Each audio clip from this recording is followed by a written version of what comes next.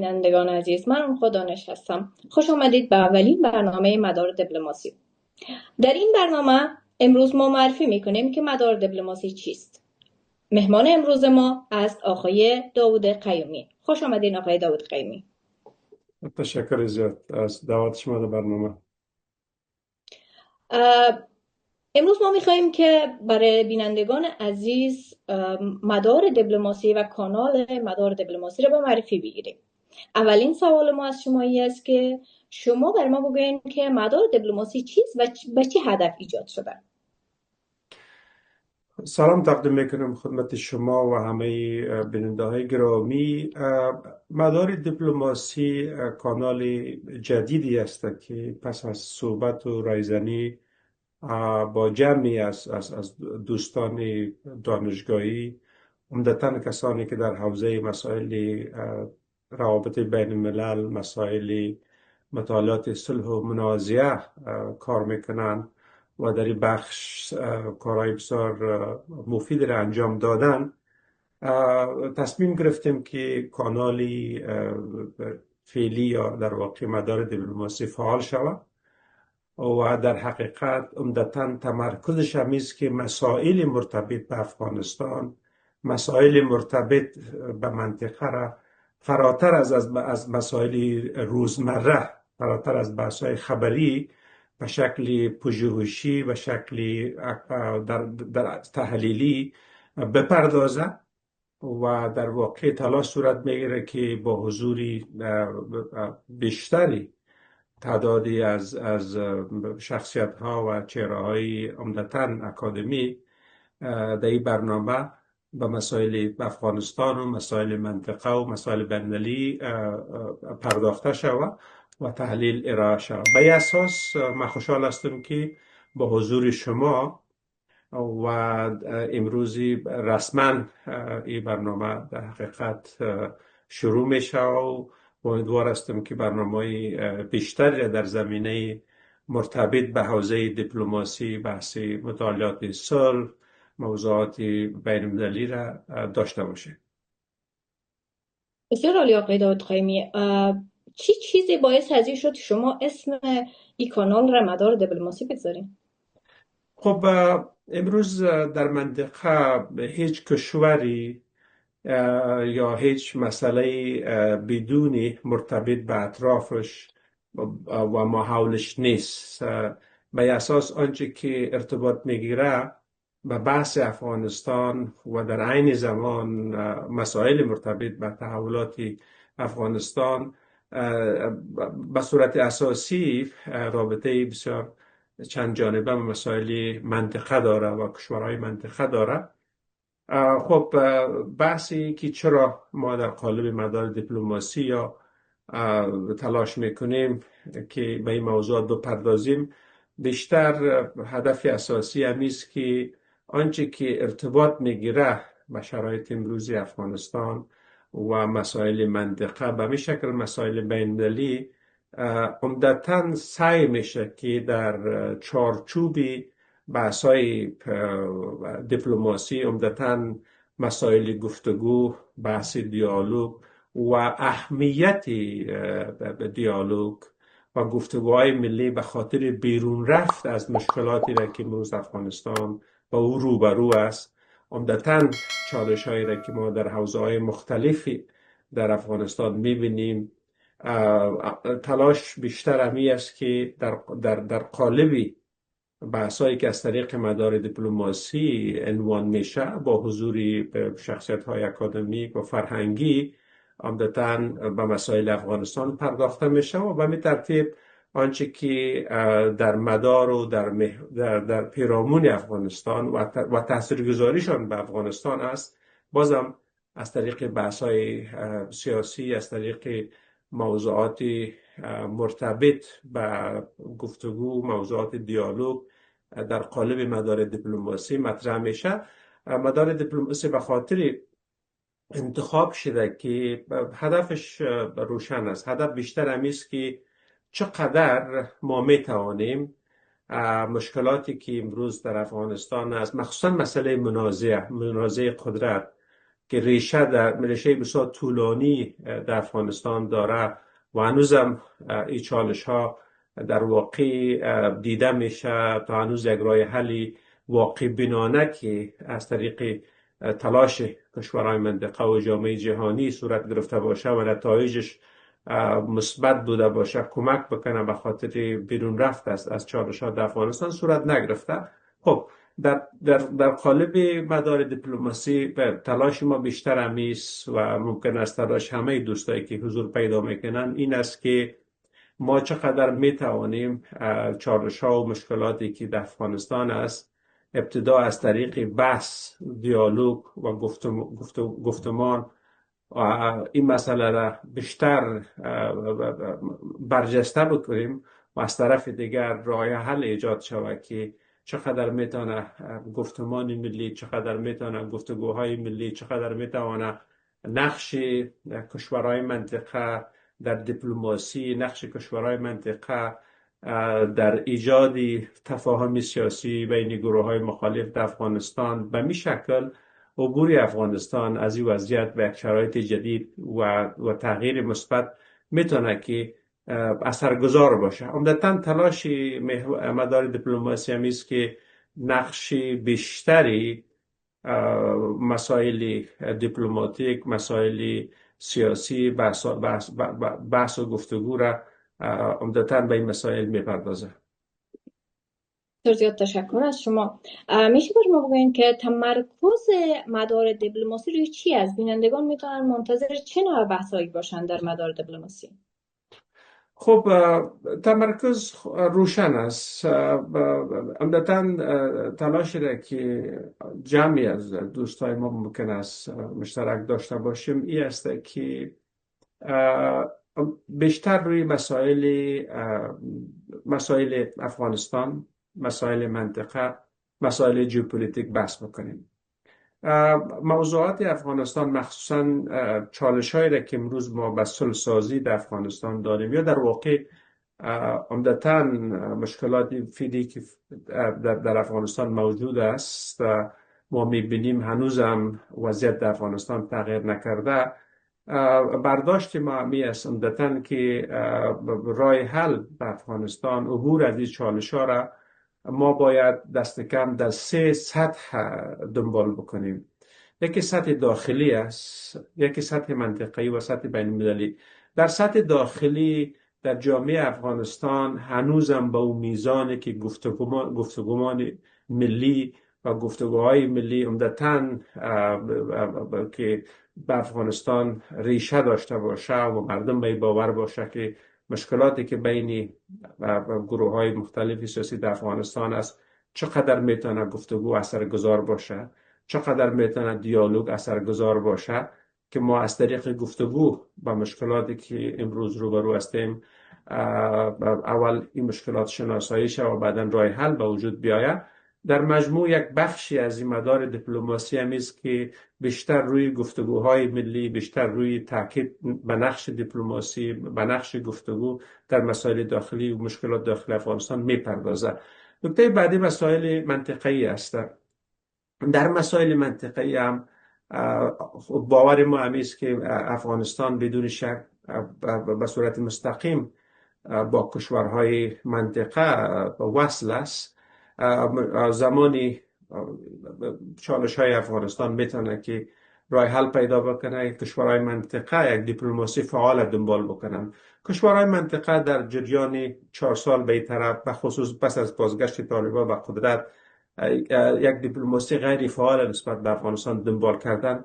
از یک طرف مشکلات و مسائلی که عمدتاً بحث میکنن و نگرانی های امنیتی را که در ارتباط به مسائل افغانستان بحث میکنن کشورهای منطقه تا هنوز موفق نشدن که یک پاسخ مشترک داشته باشن، یک راه حل مشترک در افغانستان دنبال بکنن و تا هنوز موفق نشدن که در قالب دیپلماسی منطقه‌ای به مشکلات افغانستان بپردازن یا زمینه را فراهم بسازن به یک گفتگو بین گروه های مخالف در افغانستان، نقش میانجیگری فعال بازی بکنن. در مدار دیپلماسی با نقش کشورهای منطقه میپردازیم و میبینیم که چقدر این کشورها میتونن که و برخی از مشکلاتی که فعلا در افغانستان است، مسئله منازعه قدرت در افغانستان، با تلاششان در واقع در قالب یک دیپلماسی منطقه‌ای راه حل در افغانستان جستجو بکنند. فراتر از مسائل منطقه هم بحث جامعه جهانی و مسائل بین المللی است. افغانستان نمیتواند که جدا از مسائل جامعه جهانی و مسائل بین المللی باشه. خب تلاش صورت میگیره در این بحث ها که چقدر جامعه جهانی میتونه که از طریق تلاش های سیاسی و تلاش های دیپلماتیک یک راه حل سیاسی را به مردم افغانستان ایجاد بکنه که او قابل قبول به تمام شهروندان افغانستان باشه، مخصوصا بحث شکل گیری حکومت فراگیر که بارها از طرف جامعه جهانی مطرح شده. این مسئله چقدر امکانش هست و چقدر میتونه که جامعه جهانی نقشش موثر باشه در مجموع، هم در مسائل داخلی، هم در مسائل منطقه‌ای و هم مسائل بین‌المللی و در حقیقت نقش مشترک سه بخش در قالب بحث‌های سیاسی و دیپلماسی به دورنمای حل مشکلات افغانستان از طریق مدار دیپلماسی مورد بررسی و مطالعه قرار میگیره. بسیار خوب. شما افغانستان را در پیوند با منطقه و سیاست جهانی چگونه میبینید؟ چرا تحلیل افغانستان بدون توجه به منطقه و جهان کامل شده نمیتونه؟ خب مسئله افغانستان بدون شک با منطقه و جهان پیوند داره. او به این معناست که در گذشته هم راه حلی که به افغانستان تا حدودی ایجاد شده نقش مستقیم قدرت‌های تاثیرگذار در نظام بین الملل داشته و امروز هم وقتی می‌بینیم تا حدود زیاد چالش‌هایی که در افغانستان موجود بوده پس از سال 2021 هنوز او انتظاراتی را که مردم افغانستان از جامعه جهانی داشت و باورشانی بود که ممکن است با کمک جامعه جهانی سازمان ملل متحد وضعیت افغانستان تغییر بکنند. دست کم آنچه که در چارچوب توافقات یا مذاکرات دوحه مطرح بود باید او عملی میشد. دلیلی که تا هنوزش یک نتیجه مثبت ما در افغانستان ندیدیم، در واقع که از طریق تلاش‌های جامعه جهانی صورت گرفته باشه، بی‌تفاوتی جامعه جهانی است، بی‌تفاوتی قدرت‌های بزرگ در قبال افغانستان است به دلیل جنگ‌هایی که در اواخر مخصوصا در دو منطقه، هم در جنگی که در اوکراین بین روسیه و اوکراین صورت گرفت و به همین ترتیب اروپا را بیشتر درگیر مسائل اوکراین ساخت. به همین شکل در خاور میانه جنگ اخیری که بین امریکا و اسرائیل و ایران صورت گرفت. در مجموع موضوع افغانستان تا حدودی در یک حاشیه قرار گرفت. خب طبیعتاً بدون تلاش جامعه جهانی و به همین شکل همکاری کشورهای منطقه امکانی که یک بیرون رفت یا پیدا کردن یک راه حل سیاسی در افغانستان هم دشوار است. به صورت کلی بحث افغانستان یا پیدا کردن یک راه حل سیاسی زمان ممکن است، در حد امکان سنجی که یک تلاش چند جانبه، یک تلاشی که در حقیقت یک دیدگاه واحد نسبت به افغانستان در سه سطح دنبال بکنه، هم در سطح داخلی یک گفتگوی ملی و هم در مسائل منطقه‌ای که حمایت شود از افغانستان و در مسائل بین‌المللی. وقتی تلاش چند جانبه صورت بگیره، از یک طرف ممکن است یک راه حل پیدا شود، از طرف دیگر بازگشت افغانستان به جامعه جهانی و ارتباطی فعالش هم میتونه که با آینده افغانستان کمک بکنه. بسیار عالی. من از شما سوال دارم که در شرایط کنونی چرا بحث صلح و مصالحه و گفتگوی ملی هنوز برای افغانستان اهمیت اساسی داره؟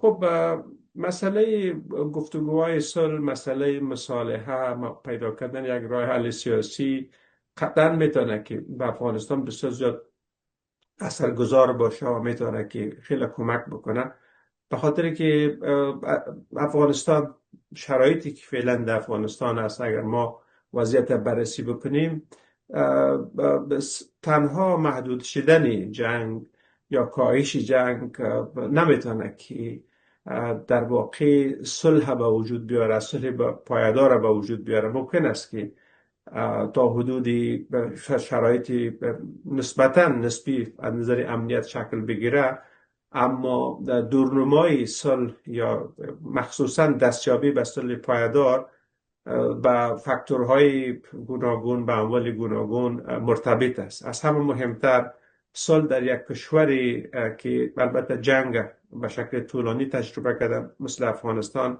زمانی صلح پایدار ممکن است که مشارکت سیاسی در کشور به صورت گسترده وجود داشته باشه، خانم ها نقش بسیار سازنده را در تحولات سیاسی اجتماعی داشته باشند و می ترتیب منازعه حل شود و همه گروه ها با هم بشینند و به یک توافق سیاسی دست پیدا بکنند که نتیجه او توافق شکلگیری یک حکومت فراگیر باشه که بازتاب دهنده تمام واقعیت های افغانستان، بازتاب دهنده تمام خواستهای شهروندان افغانستان باشه.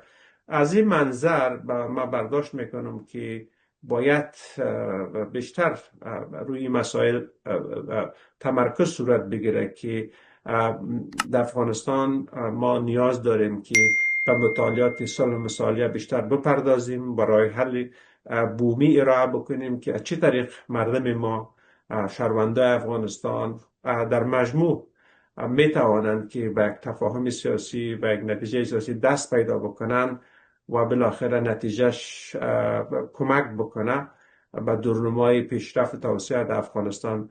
از این جهت حتما در برنامه‌ای که پیش رو یا در اجندای مدار دیپلماسی است، بخش زیادش میپردازه به مسائل مطالعات صلح و مصالحه که ما خوشبختانه هم در همین زمینه کارهایی را انجام دادیم.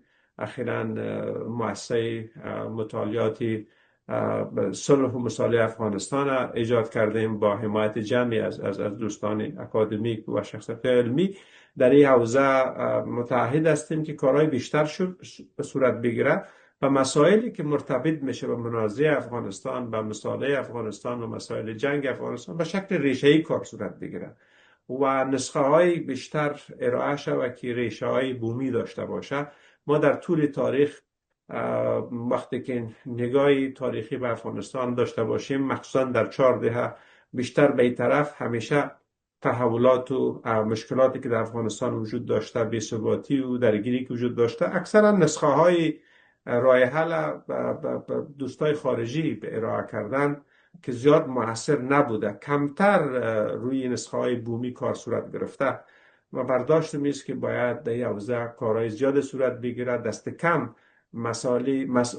موضوعات مرتبط به صلح و جنگ و مصالحه و بحث آشتی ملی در افغانستان به شکل اساسی اینا مطالعه شوند، بررسی شوند و به دورنمای دستیابی به صلح پایدار خیلی میتونه کمک بکنه. بسیار زیاد تشکر. میشه بر ما توضیح بدین که در مدار دیپلماسی یا از دیدگاه شما تفاوت نگاه تحلیلی و علمی و همچنان بحث های اساسی روزمره سیاسی در مورد افغانستان چیست؟ ببینید، در مدار دیپلماسی یکی از مسائلی که خیلی به شکل اساسی به او تمرکز صورت میگیره این است که موضوعات مربوط به افغانستان، موضوعاتی که هم مرتبط است به مطالعات صلح مصالحه، هم مرتبط است به موضوعات منطقه و مسائل ژئوپلیتیک، بیشتر باید از بحث‌های روزمره فراتر به او نگاه شود. عمدتاً در بحث‌های روزمره ما می‌بینیم که برخی ها بیشتر موضوعات افغانستان را به شکل بسیار احساسی، به شکل بسیار افراطی می‌پردازند. وقتی که بحث تحلیل و پژوهش صورت می‌گیره، هدفش بیشتر است که مشکلات شناسایی شود و راه حلی درست ارائه شود. در بحث‌های مرتبط به مدار دیپلماسی روی موضوعات تاکید بیشتر صورت میگیره که موضوعات افغانستان، مشکلاتی که در افغانستان صورت گرفته، خب طبیعتاً ای باید به شکل بی‌طرفانه، به شکل اکادمیک، به شکل چند جانبه بررسی شود. بعد از او به دنبال یک راه حل باشیم و راه حل ارائه بکنیم. پس مدار دیپلماسی چگونه میخواهد که مسائل پیچیده روابط بین المللی یا صلح و امنیت را برای مخاطبین عمومی و اه، قابل فهم بسازد؟ توضیح بده. خب این مسائل زمانی بیشتر میتونه که یک پیام روشن به مخاطبین داشته باشه و مخاطبین هدف اساسی مدار دیپلماسی را دریافت بکنن که بحث‌های مرتبط به حوزه تلاش‌های دیپلماتیک، مرتبط به بحث‌های حوزه مطالعات صلح بیشتر صورت بگیره. امیدوار هستیم که با حضور تعدادی از دوستانی که در این حوزه تخصص دارند، در این حوزه کار کردن، از این طریق موضوعاتی بحث شود که بیشتر جنبه‌های تحلیلی داشته باشه، بیشتر جنبه‌های عمدتاً اکادمیک و بی‌طرفانه داشته باشه. قطعا میتونه که به مخاطب مؤثر باشه، قطعا به مخاطب میتونه که پیام داشته باشه. این کانال از نظر فکری و موضوعی چی ارتباطی با مؤسسه مطالعات صلح و مصالحه افغانستان داره؟ خب من قبلا هم اشاره کردم این کانال بدون شک بخشی از بحث‌های مرتبط به مطالعات به مؤسسه مطالعات صلح و مصالحه افغانستان هم مرتبط منعکس میکنه، بازتاب میدهد.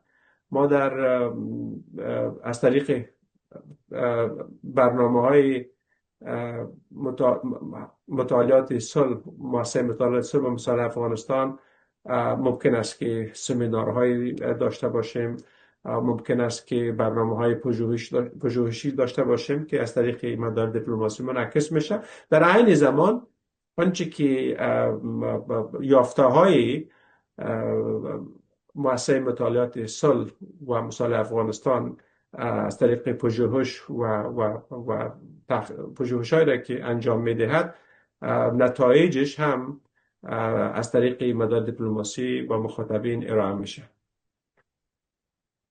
شما از برنامه‌های و سمینارهایتان یاد کردین. شما برای من بگویید که جوانان وطن و علاقمندان سیاست چگونه میتونن که از این برنامه‌ها استفاده کنند؟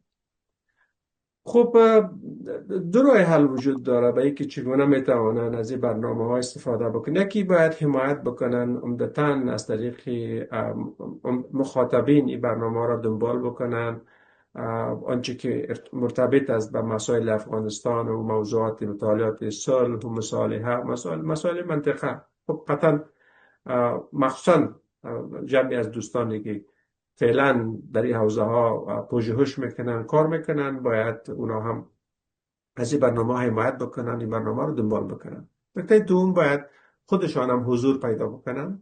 مدار دیپلماسی، کانال مدار دیپلماسی یک بستری است به همه دوستان. این کانال مدار دیپلماسی تنها طراحی دیزاین به یک بخش خاص نشده، بیشتر به عمومی دوستایی که راجع به افغانستان البته موضوعات افغانستان دیدگاه مشخص دارن، در این حوزه کار کردن، مطالعه کردن، نوشته کردن، تحقیق کردن، میتونن نتایج کارشون از طریق به دوستای دیگر منتقل بکنن. ما برای برنامه بعدی مدار دیپلماسی چه موضوعی را مد نظر گرفتیم؟ خب در برنامه بعدی من امیدوار هستم یکی از دوستایی که اونا بیشتر کار کردن در این حوزه مهمان شما باشه و بیشتر در قالب بحث‌های مدار دیپلماسی موضوعاتی مرتبط به افغانستان و منطقه را با شما از طریق تحلیلشان شریک بسازم. انشالله که ما مهمانای زیادی هم خواهد داشتیم در این موضوع. و در پایان من میخوایم که شما پیامتان را برای مخاطبین کانال مدار دیپلماسی بگویید که پیامتان چیست؟ خب پیام ما و مخاطبین مدار دیپلماسی امی است که مخصوصا جوانان و کسانی که در حوزه‌های مطالعات صلح و روابط بین الملل مطالعات منطقه‌ای مطالعه میکنن از این کانال حمایت بکنن، با دوستاشان شریک بسازن، در عین زمان علاقمندیشان نشان بدن با حضور در این برنامه ها. بیشتر بحث ما همیست که مسئله افغانستان در سه سطح که قبلا اشاره کردم. یکی سطح داخلی، ما گفتگوها و نقش گفتگوهای ملی را بیشتر میخوایم برجسته بکنیم که چقدر گفتگوها میتونه که اثرگذار باشه و دورنمای پیدا کردن یک راه حل سیاسی به افغانستان. و همین شکل مسائل منطقه را در قالب مدار دیپلماسی، سیاست های کشورهای منطقه را بررسی میکنیم و نقششان در حل بحران سیاسی در افغانستان و پیدا کردن یک راه حلی که به هم مردم قابل قبول باشه. به همین شکل موضوعات بین المللی را در مجموع پیام و دوستان است که از این برنامه ها حمایت بکنن، با حضورشان دیدگاه و نظریاتی که راجع به این بخشا دارن ارائه بکنن. بسیار زیاد تشکر از شما. ممنون از بینندگان عزیزی بود برنامه ما. بسیار زیاد تشکر. بینندگان عزیزی بود برنامه ما. تا دیدار دیگر بدرود. امیدوار به این هستم که در تمام برنامه ها با ما باشید.